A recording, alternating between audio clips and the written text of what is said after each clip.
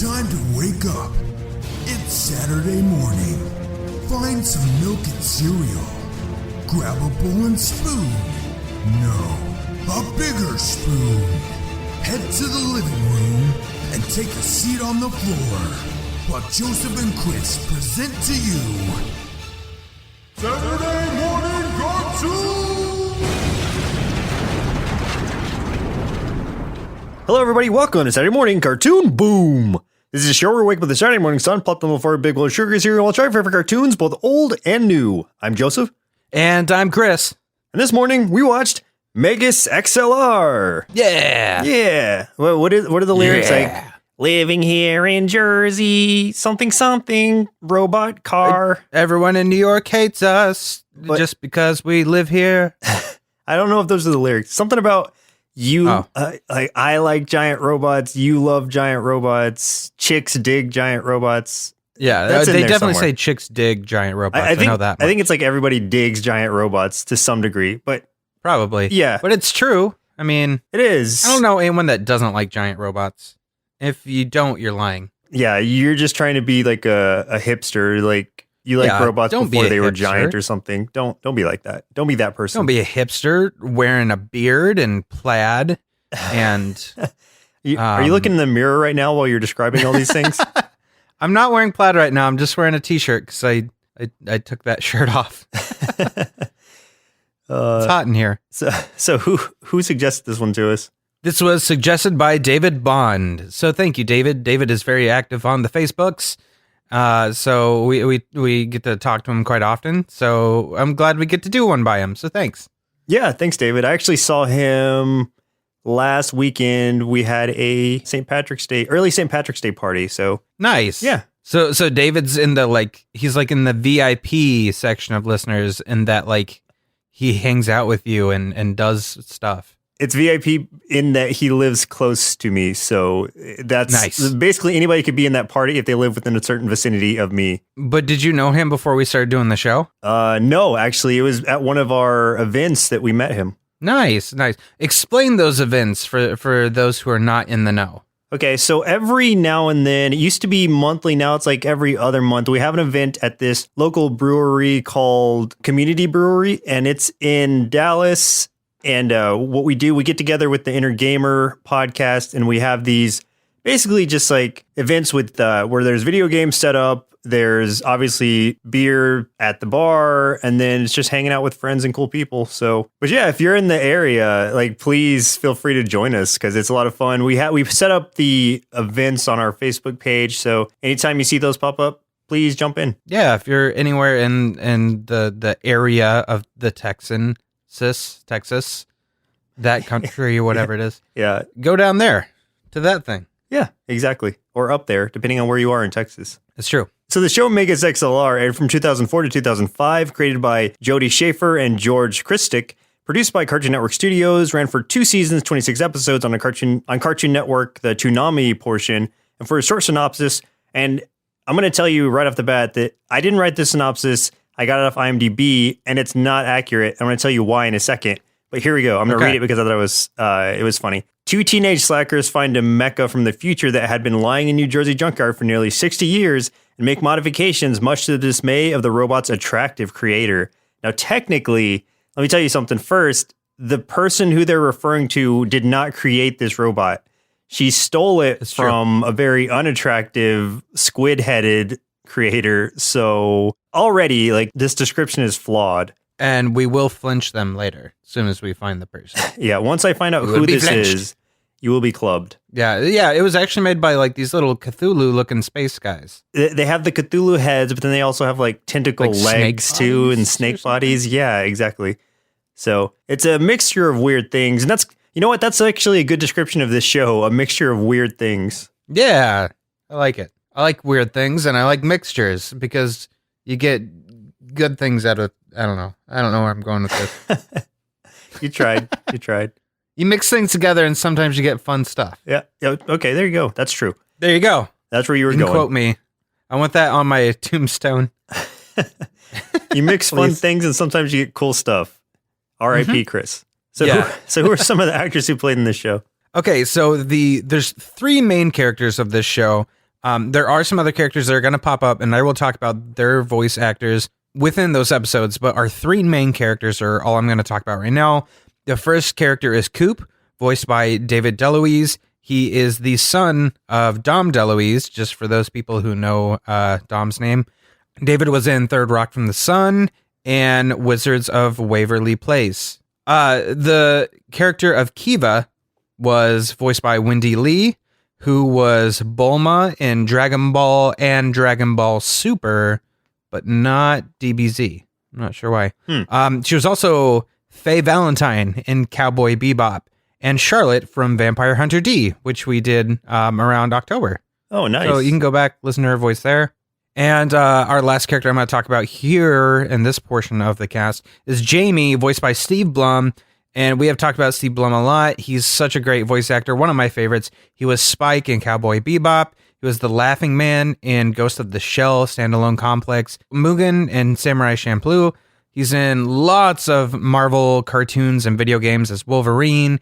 He's Starscream from Transformers Prime. He's Amon from Legends of Korra, which we did a long time ago with one of the guys from the Inner Gamer podcast. So just to bring it back to that, see what I'm doing? He's Kronos in Legends of Tomorrow, and he's been in more video games than you could ever count. So just super, super huge talent here. Very nice. Yeah. This was kind of a shock to me because I had never heard of it before. Never heard of it. Never heard of it. And just looking at it, I was like, this isn't a show that I think I would have watched just by looking at it.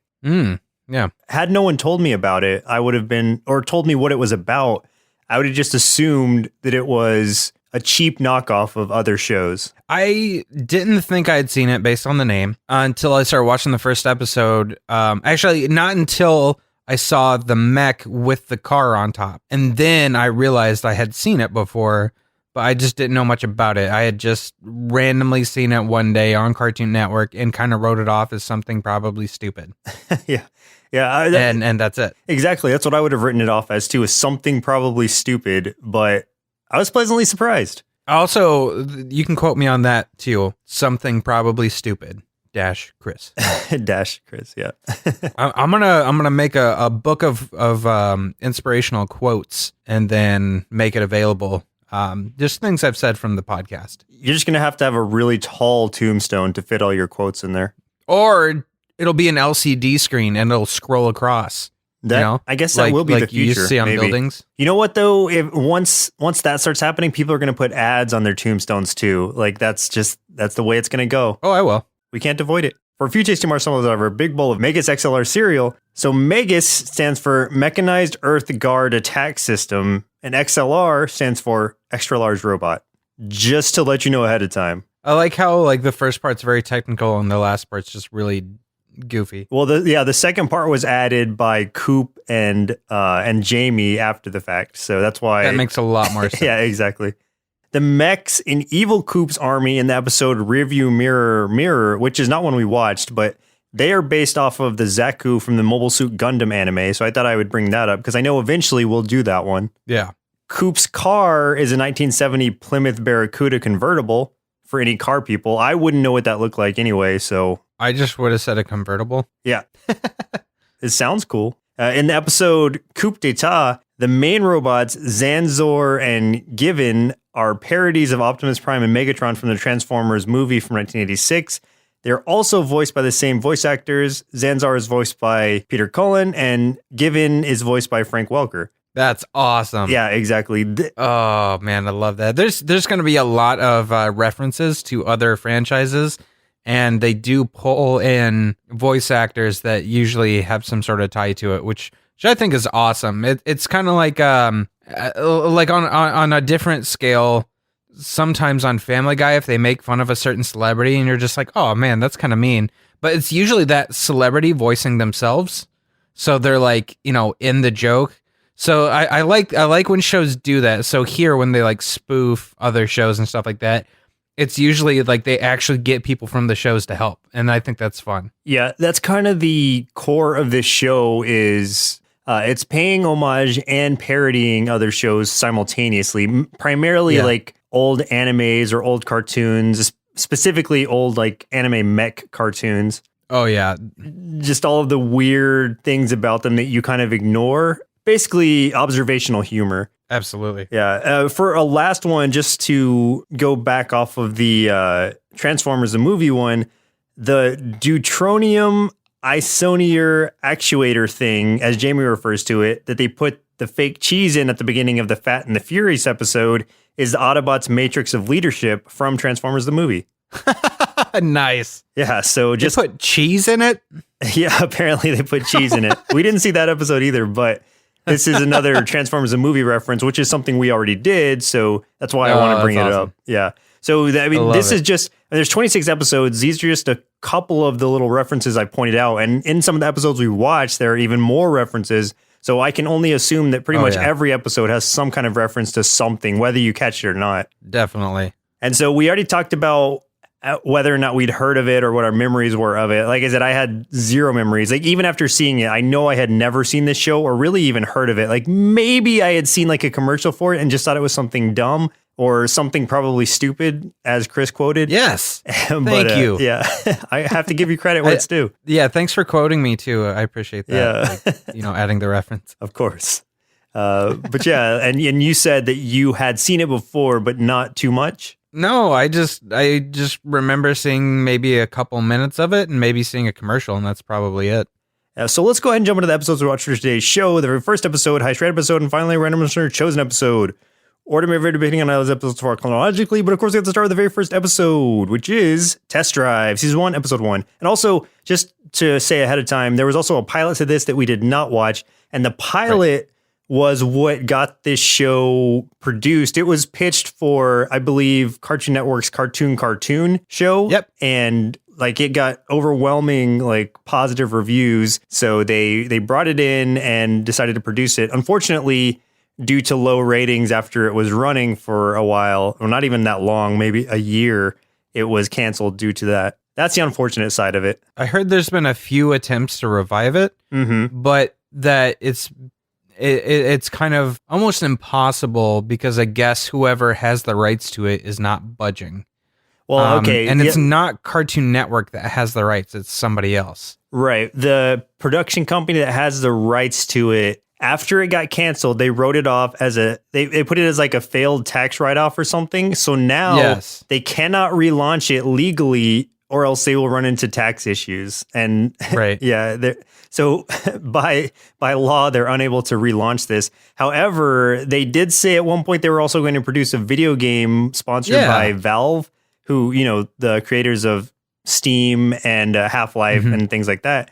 But that's another one of those things where it's like no one's heard anything of it for a couple of years, so it may never happen. It was in the works at one point. Who knows where it stands now? So, I mean, I can't even imagine like what kind of game it would be. Do you think it would just be like a fighting game, like with all the different like, big bad guys and stuff like that he can fight, or what do you think it would be? I think it would either be a ridiculous fighting game or it will be like a side-scrolling adventure type game, like a platformer, but obviously with a lot of comical nods in it. So that's the only two directions I can think it would go and still retain its identity. Yeah, I was thinking about the side-scroller thing, but I'm like, man, they never fight outside of that mech. So I don't know what they would do. I mean, it might even be like kind of like hot dogs, kind of like Rampage, the video game, because they destroy so many buildings in this show. Oh my god, that's one of my favorite parts. It's like the city of New Jersey is destroyed like every single episode, and somehow it's inexplicably fixed the next day. Like no one comments on it, nothing. But that's part of the charm of it, I guess. Yeah. So as we're getting into this, I'm gonna give my only issue that I had with this show. Was that the animation in the first episode was not great. It definitely picked up after that. And it's not the characters. The characters were done pretty well. But it's the backgrounds and some of the objects, especially in space, in those first few scenes. It looks like it was done in Flash. I mean, it just looks it doesn't flow well. It's very just, the best way I can think of it is things move kind of jaggedly. It's not very fluid. They don't look, some of the objects floating in space don't look like they belong as part of the scene just because they don't seem to be moving together very well. It's very hard to describe, but I think if you go back and watch it after thinking about that, you would be able to, you'd pick up what I'm talking about. I just suck at saying things. Yeah. Quote me on that, please. Yeah. Oh, of course. Chris sucks at saying things. Okay. Yeah. Got it. Jotted it down. Thank you. Yeah, no, I agree with you there. Like, it wasn't the best animation in the first episode, but you can kind of look past it pretty quickly. Like, unless you're really focused on how the animation is, which you won't be after you start hearing the jokes and everything and seeing the references. Like, I don't think it'll bother you. Like, it stopped bothering me pretty much right away. Yeah, it was kind of just that first scene in space, and that lasts for I don't know, maybe 5 or 6 minutes, something like that. And it's kind of like after that, the animation is fine. It was just like that one scene. I just feel like I don't know what happened there. If they started that early and then moved to a different animation company, or if they just were like just tried something different once they got out of that scene, but it was not looking so great starting off, and then it really turned around. Yeah, it's possible because, I mean, this was a totally new thing, and maybe they didn't even know what they wanted to do with it animation-wise. And I never saw the pilot, so I'm sure the animation in that is equal to or much less than it is in the first episode, but who knows? So for the first one, Coop finds an alien robot in Jersey City junkyard and decides to soup it up with the hot rod parts and flame decals. What happens when the original owner of this robot sees Coop's improvements? Explain what happened. Like, how did the mech get there? We open with this fight going on. It's the Earth Coalition against the Glorft Army, GLORFT. They're fighting with these big mechs. The Glorfs are led by War Master Gorath. If you think about Gundam or any of those like space mech battle type things, it's definitely a nod to those. And the battle's pretty cool. Like, it's not like, it doesn't get like super jokey at first. It's just this straight up battle. And then what happens is the Earth Coalition is losing this battle pretty badly. So they decide to kind of throw out a last ditch effort where they bring out Megas, who was this like ultimate weapon created by the Glorfs and also the titular mech of this series. And it has some sort of time travel device on it. So the idea of Kiva, who is the commander and one of the other main characters of the show, she's like, okay, we need to make this mech go back to when we first lost this like last stand war against the Glorfs, and that will change where we are now. Like, that will give us the advantage, because if we beat them at this battle in the past, then we'll have a huge advantage, and it won't ever come to this where we're facing imminent defeat. So in trying to do so, she's transferring herself over to the Megas, and she's getting shot at by all these Glorft crew members, or these Glorft ships. They hit her and like knock the head off of Megas that she was transferring into.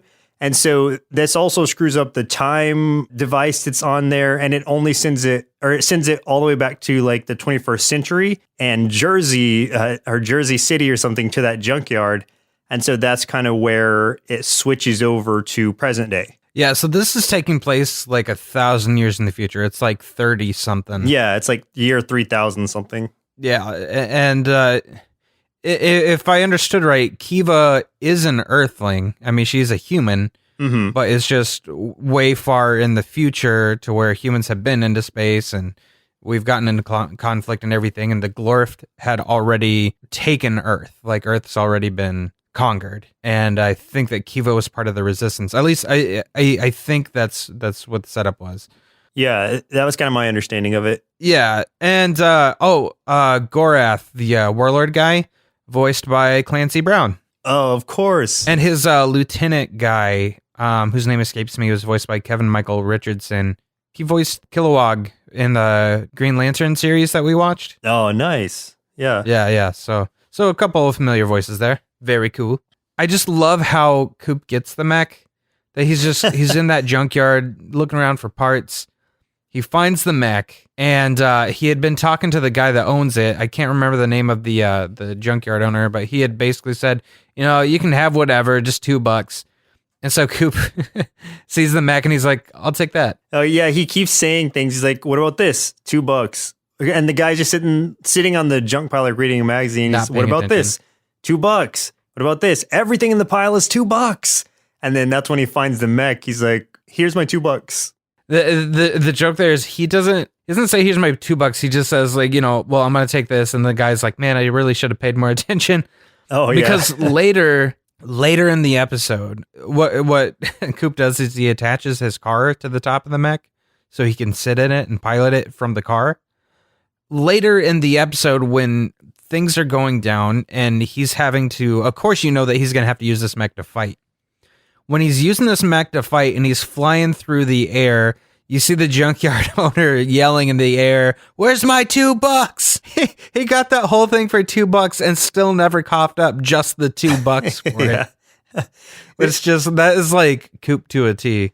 Yeah, like you find out real fast the type of people that Coop and his best friend Jamie are. They're just these super slackers. Like, they're the laziest two heroes you could ever. I mean, Jamie, you wouldn't even consider him a hero. He's basically just a tag along. He's not doing anything. Yeah. Coop is the one who he attaches the car to the top of the mech because its head was blown off in that battle. So, I guess that part makes sense. But then it's like all the rest of the intricacies of it. I guess he's such a good mechanic. It doesn't show you any of how he's doing it. It just shows it's like, okay, I found the robot and it's done. And now I know how to do all this stuff. It's one of those things you just have to like ignore all logic that comes with that, because that's not the type of show that it is. Yeah, as far as fixing it up, we have no idea. And he even he spray painted like flames on it and eyeballs and super 8 balls and all kinds of ridiculous stuff. Like fixed up all the weaponry. He added missiles and all kinds of stuff. It's like, I don't know how he did that. He launched has like a giant magic 8-ball launcher on it and stuff. Yeah. What's funny though is so eventually Kiva is able to get through a wormhole because Coop accidentally sets off basically a car alarm, but not on the car, on the mech itself, which alerted Kiva to where in time and space it is.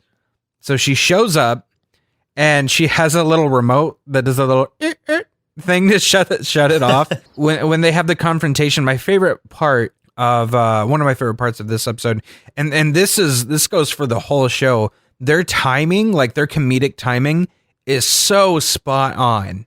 It is amazing because like Kiva's like in another mech demanding that mech back. Coop, of course, is not going to give it up. Jamie's there with him.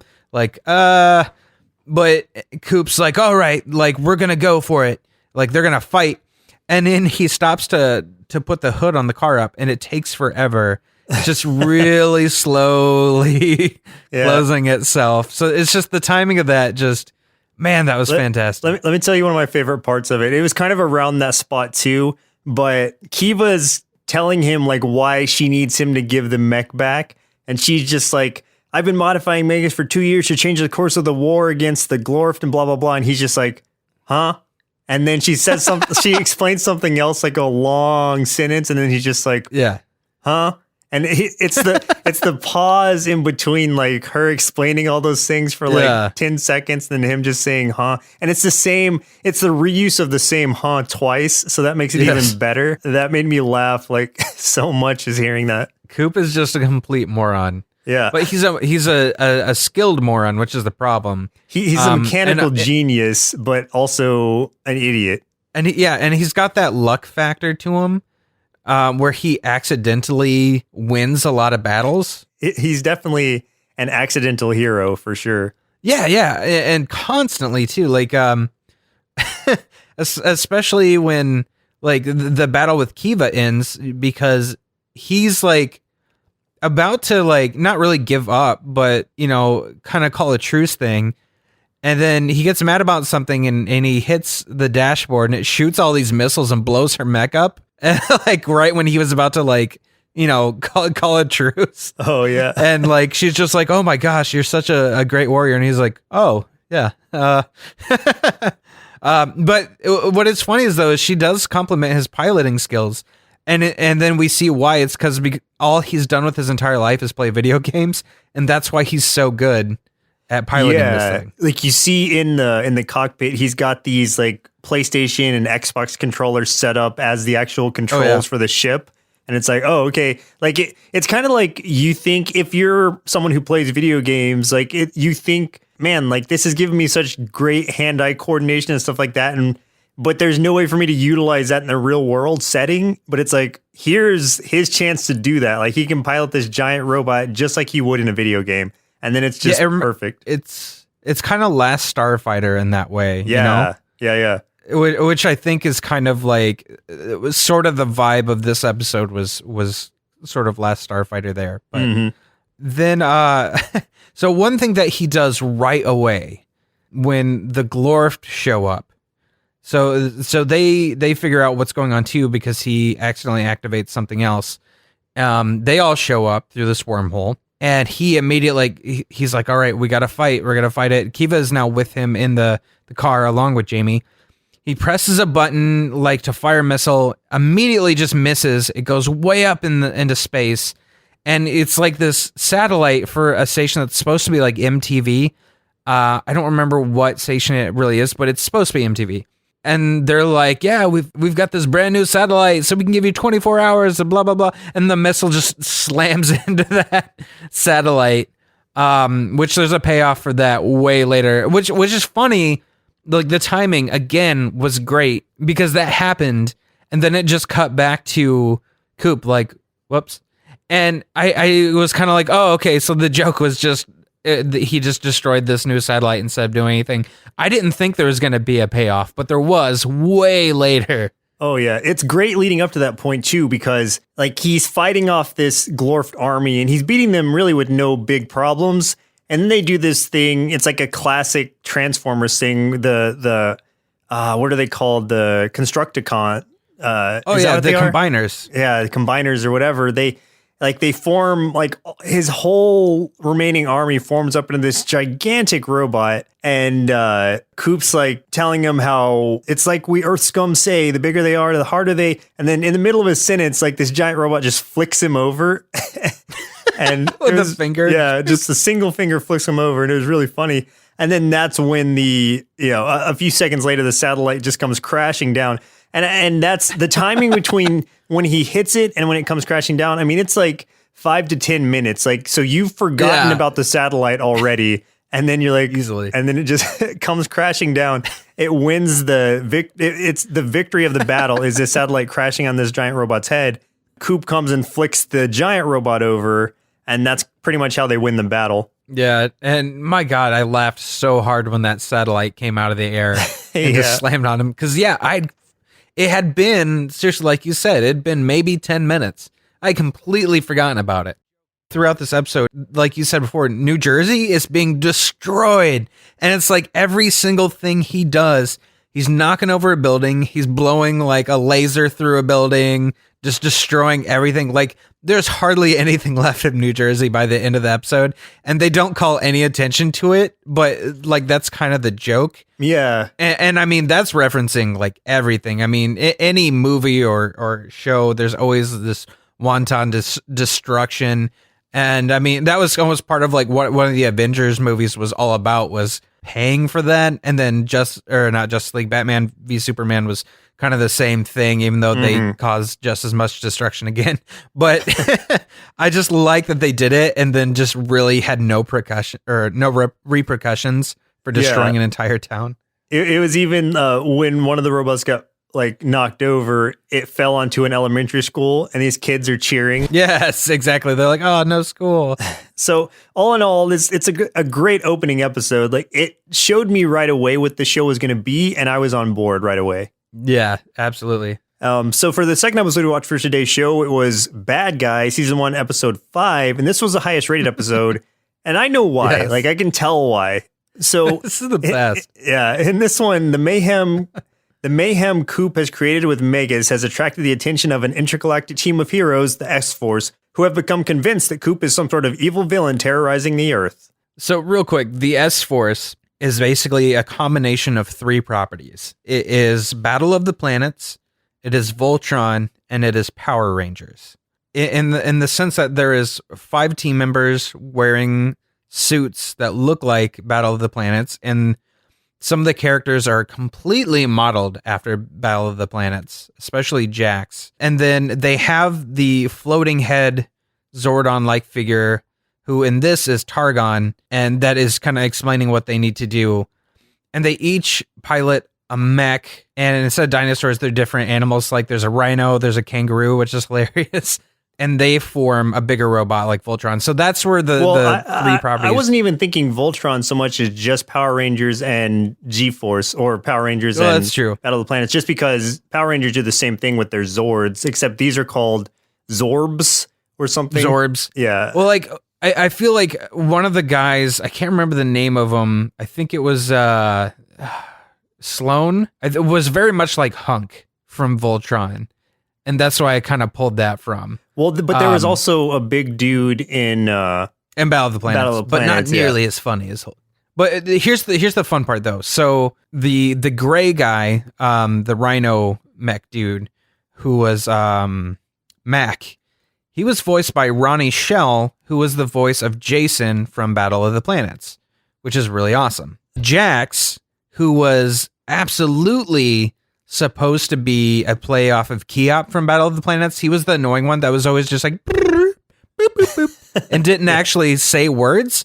So in here, he was drawn just like Keop was, but one of his eyes was like just completely bloodshot red the whole time and wide open. Like this kid's taken a few too many hits to the head and he's been messed up. Like he's been like literally disabled from it. And that's probably why. He was voiced by Alan Young, who was the guy who voiced Keop from Battle of the Planets, which just makes it even better. The female Duchess was voiced by Jennifer Hale, who was another big voice actress. Sloan and Targon were both voiced by Frank Welker, which we talk about in every cartoon because he's in every cartoon. And Ardo, who was the Red Ranger here, if you will, was voiced by Scott Enos, who sounds so much like Casey Kasem, because you even said that to me yesterday before I brought this up. He is known for voicing Scooby, Shaggy, and Scrappy in several Scooby-Doo properties, games, movies, cartoons, because he sounds so much like Casey Kasem, who was the original voice of Shaggy. So that is awesome. And Casey Kasem was also in Battle of the Planets, right? As the main guy. Yeah. So it just all tied itself together so well. And that's a good reference to what you were talking about earlier, where they are parodying these other shows, but it's an in-joke because the original cast members were a part of it, or a lot of them were anyway. Exactly. Yes. I loved it. Yeah. So, and this is like the opening scene is going into the ship and seeing all these characters. And it's me, like, I'm just like, oh my God, like, this is so great. Like, I don't love the Battle of the Planets English version, but I love like a Gotcha Man, which is the Japanese original version. And so it was just awesome seeing this reference just in general. And this is where I saw right away why this show went from me liking it to me loving it. And as soon as I started watching this, I texted you. I was like, you're going to love this show. You're like, love it, or hate love it. Yeah, but love, you said. And I agree with you completely now. Yeah. Oh, so funny. Well, this kind of starts with Coop winning a hot dog eating contest. He ate 179 hot dogs and then kept eating. Yeah. Which is great. Oh, man. The hot dog contest was so gross. Like, there was this one dude who was like a gigantically obese guy, and he's just like, what is the word for it? He's just like engulfing these like 7 hot dogs put together just down his throat, engorging, and it just looks so gross. So they think that Coop is this bad guy. They show up on Earth and they're Zorps, and they're trying to attack him and stuff. Coop thinks they're the bad guys. They think he's the bad guy, and Coop just keeps trying to yell that he's the good guy. And again, kind of like his battle with Kiva, once he's like, I don't want to say almost convinced them that he's good, but he's putting a good case forward that he's a good guy. Again, he's getting mad. He smacks the dashboard, shoots a ton of missiles, blows up all the mechs, and renders them useless. Yeah. All the Zorps. So he just accidentally beats the whole team. At one point, too, and because of, like, we talked about how he's constantly destroying New Jersey by accident, there is some sort of building that I guess sells guitars or something. It's got like a giant guitar on it, on top of it. He just rips the guitar off and starts beating them with it. Yeah. Then Ender shows up. Yeah, and Ender is the ultimate enemy of the S-Force. He's trying to take over the world, and he's heard basically legend of this ultimate evil on Earth who is Coop. And he just, after seeing Coop like accidentally destroy the S-Force, he's like, the legends were true, and you've defeated my most, my biggest adversaries or whatever. And Oh yeah, so Ender loves Coop. he's trying to recruit him. He's just like, I'm not a bad guy. And he's like, okay, yeah, whatever. I love when Ender shows up though, because he's like, I am Ender. I end things. Yeah, yeah. But I want you to talk about your favorite part because I'm sure this is your favorite part of the whole thing. Oh my God. And I know that I was laughing so hard I had tears in my eyes, and I'm pretty sure you were probably the same. Yeah. Yeah. Like even thinking about it, like I'm not going to be able to get through it without laughing, but okay. Yeah. So let me paint a picture for you. And this is something you'll have to watch yourself to really get the full effect. But Coop is fighting Ender alone and he's not going to be able to beat him because Ender's way more powerful. And the S-Force is laying on the ground defeated by Coop. And so Coop's like, all right, like I know how this needs to go. Like I need to combine our powers. And instead of like resurrecting them and like powering them up, he starts to try to do like to form together with them as you would if you were like a Power Ranger or something and make like an even bigger mech. But instead of like having like a natural formation, he's literally picking them up off the ground and like cramming his arm into them and his leg into them. And it's not like that's funny all in and of itself. But the best part was that it's showing it like we'll switch scenes over to the cockpits of the pilots and they're being crushed inside of these cockpits because he's like breaking the actual like outer shells of these robots to fit on his arms and like make legs out of them. So he's forming them like you would a Power Ranger or a Voltron mech or something, but just in such an unnatural way. That's what made it so hilarious. Oh my God, yes. And you just like on their faces, they're just like, they're all reacting like they're being horribly violated. Oh yeah. They're like they're just cringing robot. And they're like, oh God, why? Yeah. Oh man, I could not believe those are one of the best jokes I think I've ever seen in a cartoon. The bird one tries to fly away, the leader, and Coop grabs him out of the sky and just slams him on his shoulders, on his back. Oh, yes. Please, like if you're listening to this, please, if you don't watch anything else, watch this one scene, and you will be like, okay, I have to watch this show. Oh, it's so good, so good. So with all of the S-Force forcibly on his body that he's wearing. He starts fighting Ender, but he's really no match. I like that they accidentally blow up a museum called Museum of Irreplaceable Art. Yeah, exactly. That was just one random thing they called attention to in the background. He ends up figuring out this thing. So the S-Force's big ultimate weapon is that they can shoot this thing and open up a rift that's basically like a black hole. So he does it after they tell him don't do it. He still does it, and it opens up this rift, and everything's getting sucked through it. Ender's like, "Oh, you've doomed us all!" And as he's going through it, he's like, "I knew you were evil. I love you." But to cancel it out, so everyone's like, "Oh my God, we're all gonna die." Coop, this was actually smart on his part. He fires the second one, and the two like black holes eat each other and cancel each other out, and it ends up working. So yeah. This was the reasoning. It was his callback to the eating contest earlier. He's like, I know a thing or two about eating, and you have to pace yourself. If you eat too much too fast, like you're going to get full. And that's exactly what he did with these black holes, technically, is make them eat each other so fast that they just dissipated. So it's kind of like a smart, I mean, it's not smart because it's like, that's not what would actually happen probably, but definitely. It was just funny because it was a callback to the stupid hot dog eating contest. It seemed like a throwaway. Yeah. And I like the very end where like, he had made good with the S-Force and everything. And they're like, okay, you're a hero after all. And then it shows like the S-Force back on their spaceship and stuff. And they're all eating tons of junk food. Like one of them that was thin is now really fat. And they're playing video games, and then Duchess, the female, just slams her mech through the wall and destroys part of the ship. And they're just like, woo! Yeah. And Targon, the Zordon guy's like, why? Yeah, when she comes in, she's just like, check me out, yo! Like, they're all using, like, slang and stuff. I could go on with this episode forever just because there's so many lines I wanted to pick out, but please just watch it for yourself. You will not be disappointed.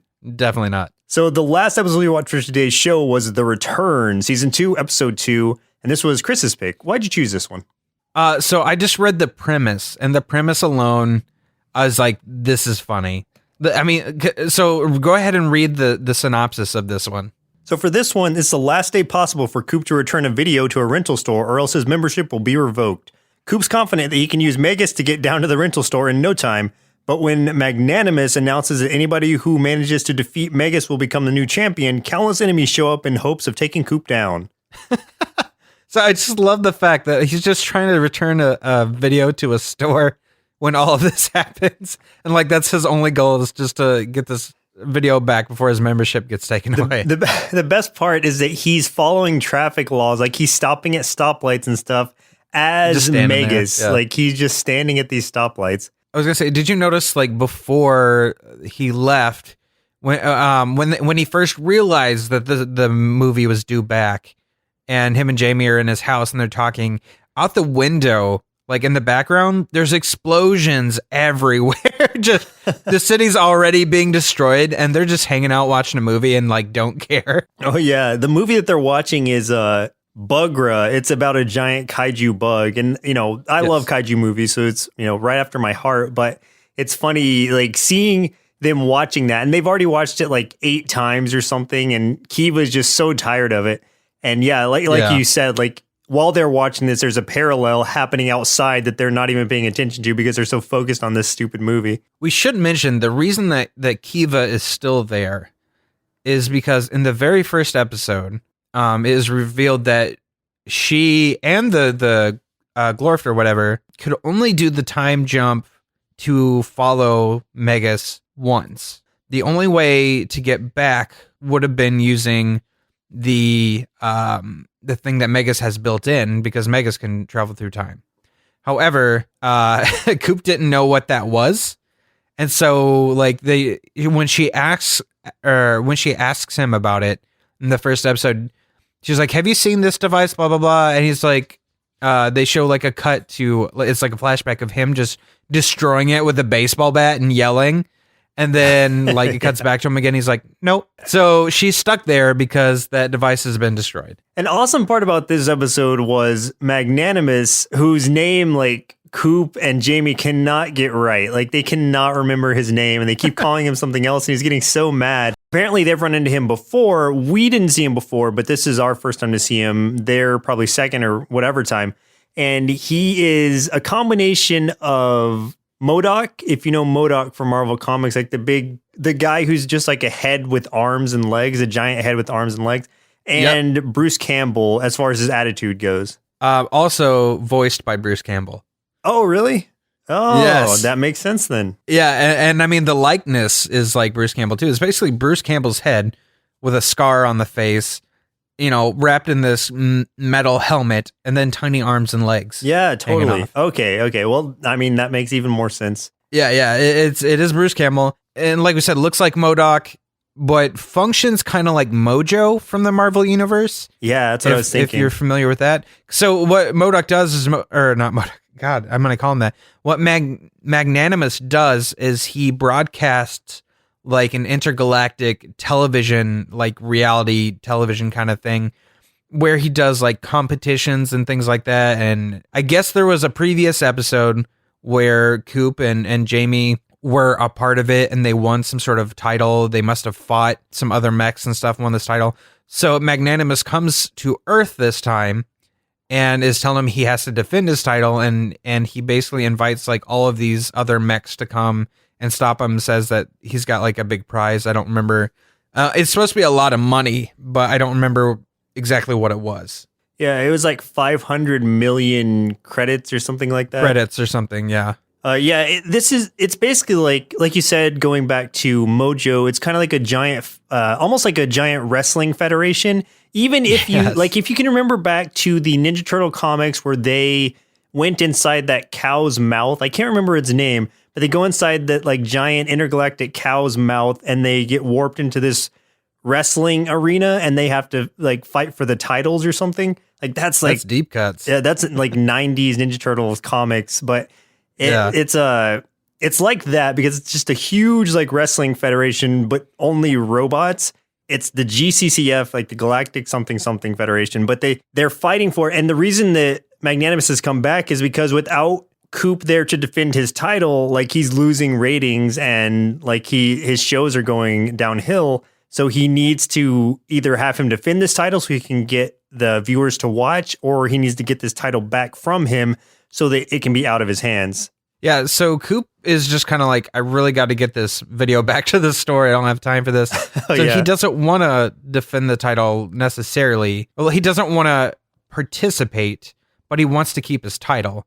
And that's the problem. So like Kiva is just like, just give him the title. Who cares? And Coop's like, no. So he ends up fighting everybody. One of the bots is T-Bot, who is basically a mech Mr. T. There's a whole bunch of other ones, and it does get very like pro wrestling, which is funny. Especially at the part where, again, there's another building with a giant version of an object on top of it. This time it was a folding chair, like company. Of course. So he grabs the giant folding chair and like hits somebody with it. It's just fantastic. And like eventually like hundreds are showing up. After he says like it's not just for the title, it's for the 500 million credits. That's where people are teleporting, or mechs are teleporting in from all over space. Well, they're kind of fighting amongst themselves too, but they're mainly going after Coop just to take his title and get the prize money. Yeah. Towards the end, which was fun, Magnanimous ends up getting his own mech to try to defeat Coop, which was Mechananimous. And it was great because it was a combination of two references for Bruce Campbell. So it looked like Elvis, which was referencing Bubba Hotep. Mm-hmm. And then it had in one hand a shotgun and one arm was a chainsaw, just like Ash from Evil Dead. So I thought that was a awesome just reference to combine those both together. What's really funny is like, since I didn't know it was voiced by Bruce Campbell, I did not make those connections, but now that you say that makes total sense and I see it. Yeah. And he even uses his line, he's like, give me some sugar, baby. That's right. Yeah, obviously Coop comes out on top. He eventually pulls Magnanimous out of the mech. Yeah, he just rips him right out. And then he has him admit to everyone that there's no reward money. And then he's like, oh, it's on loan or whatever. Like, I've got some backers who need to just put some stuff in or whatever. He's making excuses just so he can escape. Basically, at that point, everyone leaves Coop alone because now they're just after Magnanimous for some prize money. And then, like, it kind of gets to the end of the episode, and I didn't think they could pull off any more, like, really good jokes, and they totally did. There's two great ones. So he finally gets to the store, and they're talking, and it's zoomed in really hard on the slot for the game or the movie that he's returning, and he drops it through the slot, pulls out a little bit. You see them talking, and they're like, "Hey, you did it! Like, we got here on time." And he's just like, yeah, I can, my membership isn't revoked. It zooms out like quite a distance, and you see that that whole video store has been destroyed, and it's just the one like part of a wall, like not even like the wall's even like shorter than they are at this point because it's so destroyed.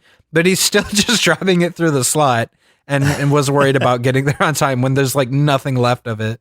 Yeah, I don't know what the second joke for you was, but for me, like when they re-rent the movie and then go back home to watch it again, you've got one of the giant robots, Key Rusher, there watching it with them, like leaned over their shoulders. Yeah, so they go back to Coop's house and it's partially destroyed too. Like the roof is gone, which earlier, because he disclosed that the belt, which was what he earned in Magnanimous's video or TV show, was at his house. So one of the mechs was going to the house. And he was like, oh no, my mom, she's going to kill me. Like he wasn't concerned for her well-being. Yeah. He was just afraid of getting grounded. Right. But yeah, so the roof is gone. They're sitting there watching the movie in silence. Like it's rolling credits on the side, like while this is going. And yeah, one of the mechs is just kind of leaned in over the house, just watching, and nobody's saying anything. They're just eating, drinking sodas and watching the show, which I thought was great. Just completely silent. Another amazing episode. Yeah, so good. Well, Chris, looks like it's about time we visit the junkyard to dig up a robot from the future, strap a car to its head, and go back to the past to enlist our inner kids to smash buildings, bad guys, and then have them tell us what they thought of Megas XLR.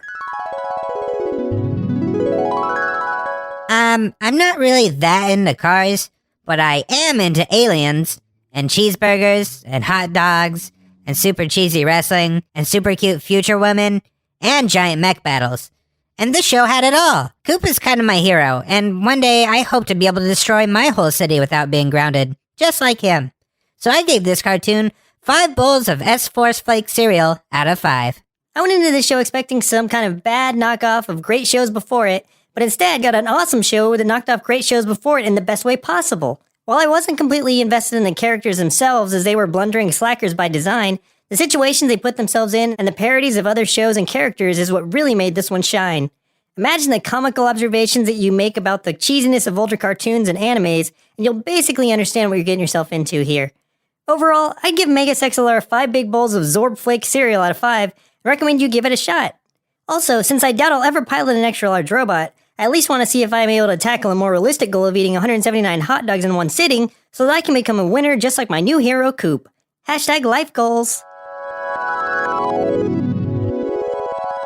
Instead of winner, shouldn't it be wiener? Because hot dogs, you know? I would tell my inner kid to aim higher, but at this point in my life, I don't think that I would have done anything greater than 179 hot dogs. So I'd say go for it. I feel like I could eat 179 hot dogs. I mean, I've definitely put away an entire pack, I'm sure, by myself. Oh, well, that's like 9 or something. Come on, that's nothing. Yeah. 9? Why would it be 9? That's an odd number.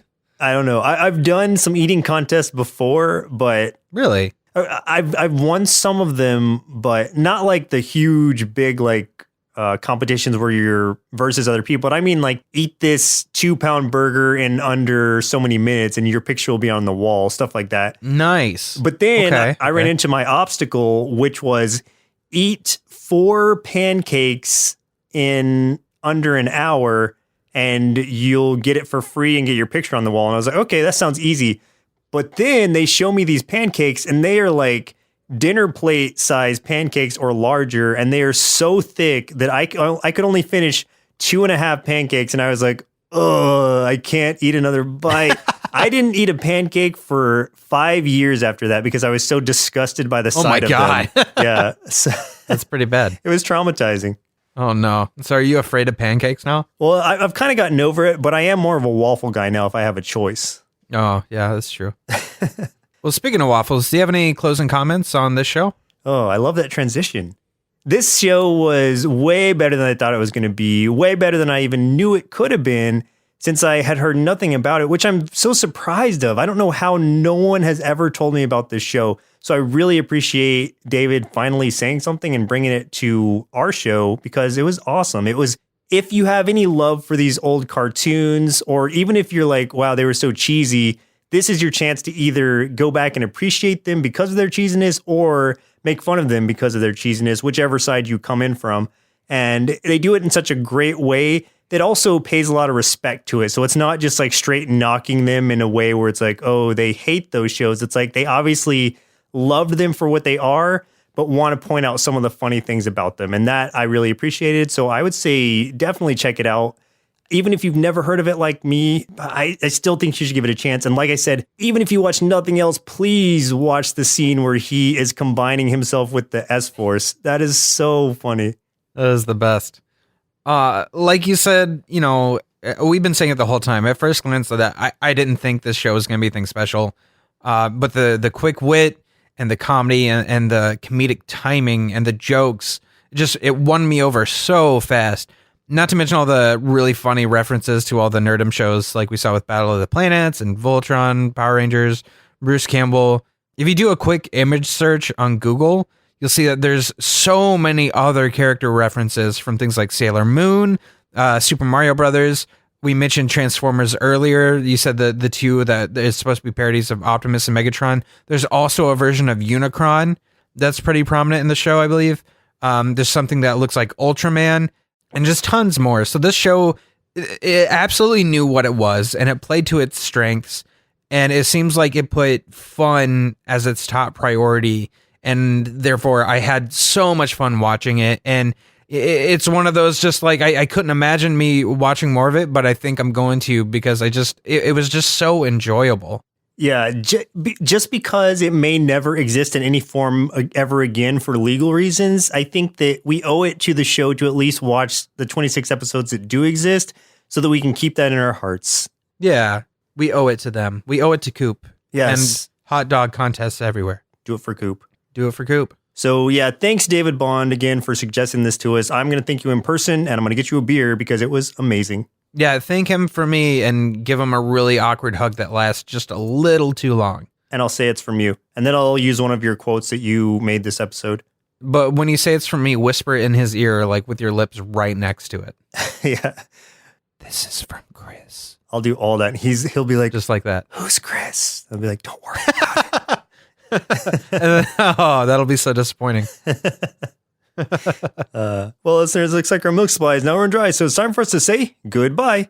And next week, we'll be watching Captain Simeon and the Space Monkeys, suggested via YouTube by DoggyVision37. I feel like I've heard of this, but I don't think I've ever seen it. I have no idea, but monkeys, space, I can't go wrong. Space can't monkeys. go wrong. Sounds good to me. So thank you, Doggy Vision.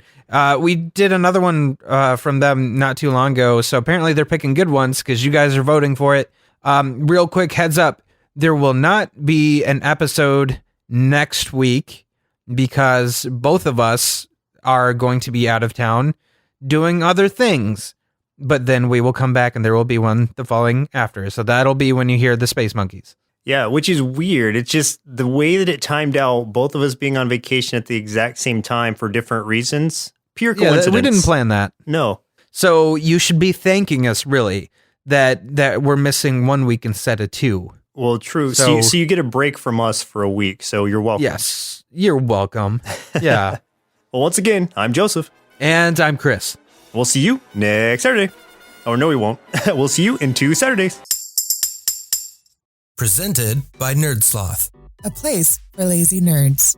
If you like what you heard, consider donating at patreon.com/nerdsloth so we can continue bringing you quality shows. Be sure to also leave us a review and share your favorite episodes and clips on social media. If you're looking for more content, visit us at nerdsloth.com.